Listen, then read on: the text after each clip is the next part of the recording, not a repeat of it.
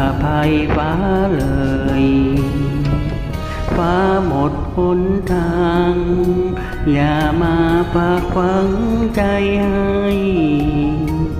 ฟ้าหมดดวงใจ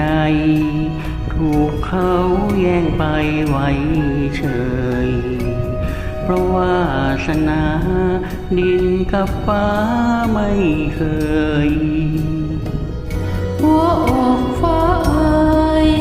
อยากจะเฉลยต่อกันโอ้แผ่นดินจ๋าอย่าคิดถึงเขาให้มากนักเล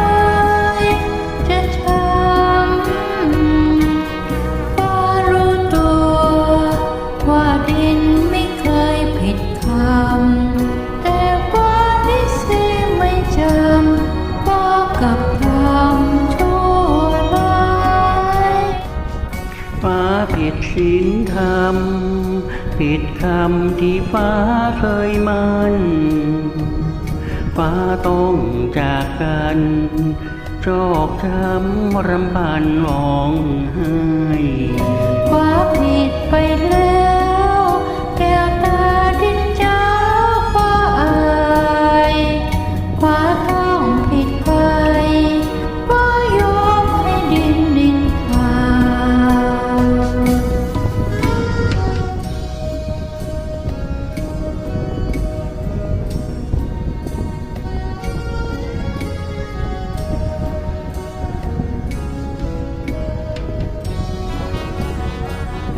ฟ้าผิดศีลธรรม